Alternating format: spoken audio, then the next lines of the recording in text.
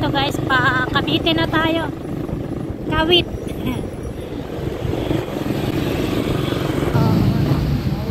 Nandito na tayo sa Wakas Elementary School. Wakas 2 ng Kawit. So pasok na po tayo. Andito na rin yung sasakyan ng OVP.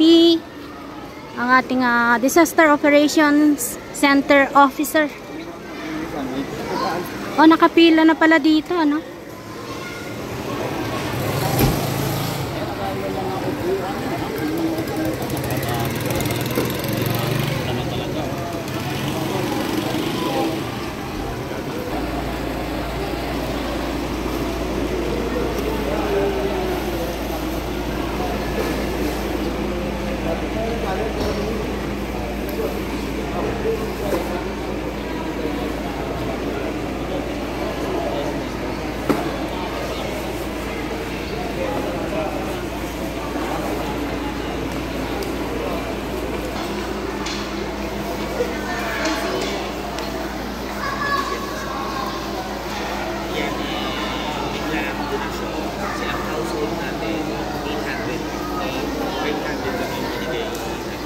Ayan, nandito na po.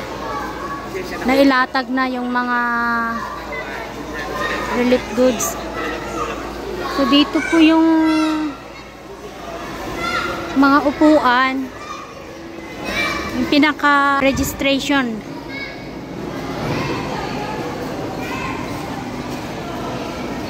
Ayan. So pag naka-register na sila dito guys, nakapirma na, mabibigyan sila ng stub. At yun nga po, ay dadalhin na dito. At sila ipipila na dito.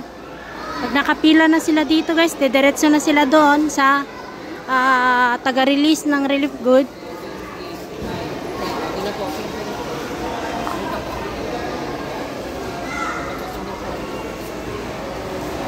Ayan, inayos na po yung pila.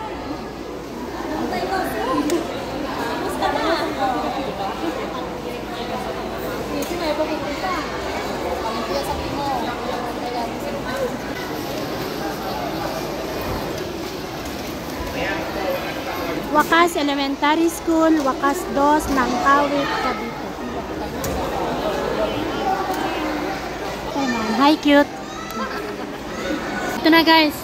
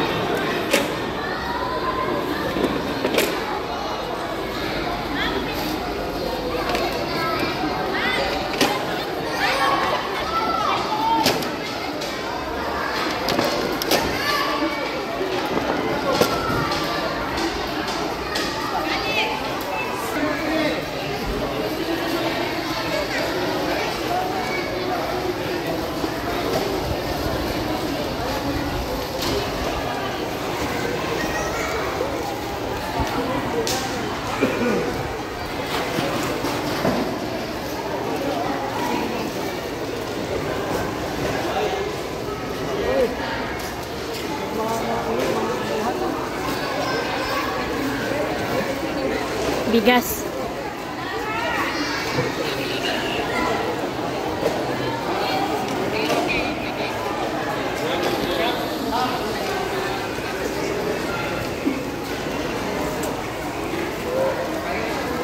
Hi, Ma'am Kat. Asan si Joyce? Pati nga kami. Si Marley, nagano nga. Minesis ko sa kanya, nag-send ako ng location. Buti nag-chat ka. Doon, sa kabila na naman sana kami. Tapos wala naka-online. Walang nagsisin. Ang hirap ka naman ng ano doon.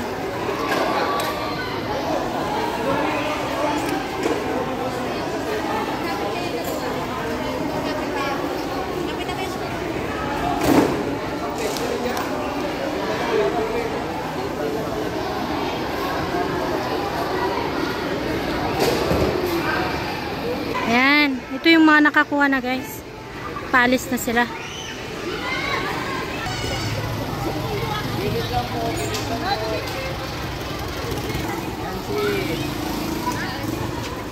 Wow, sip, ang bait naman.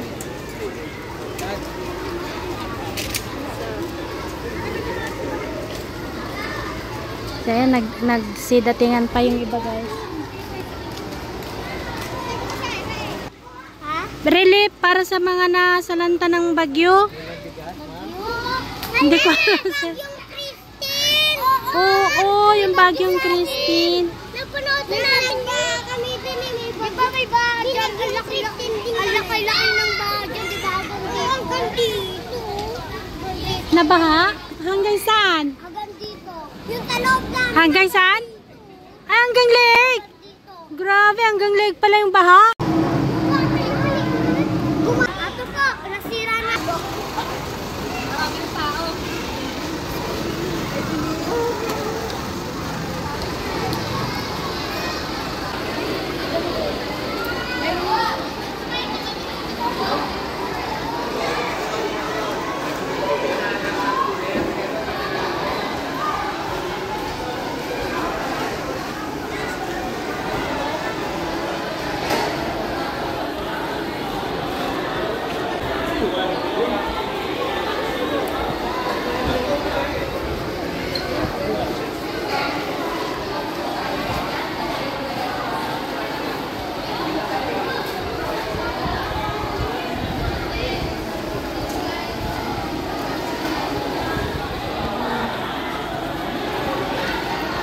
Marami din sila dito, guys, oh.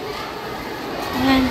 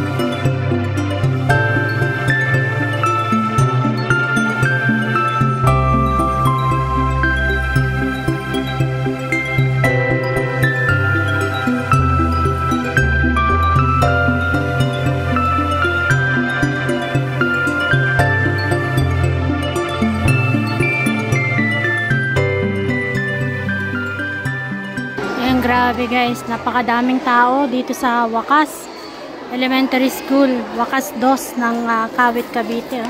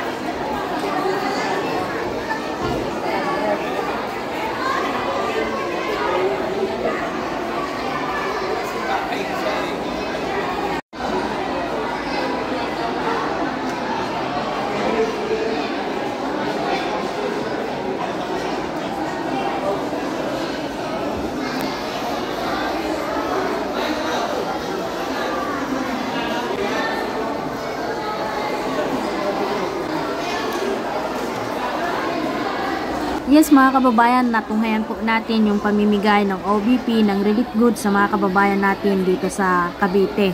At nagpapasalamat tayo sa ating Vice Presidente si Ma'am Inday Sara Duterte sa pamimigay ng tulong sa mga kababayan natin na nabaha. At gayon din po sa mga volunteers na tumutulong po sa OBP para mas mapadali po yung pamimigay ng ayuda na para sa mga kababayan natin dito. At ito po yung nagpapatunay na hindi po nakakalimutan ng ating Vice Presidente ang mga kababayan natin dito.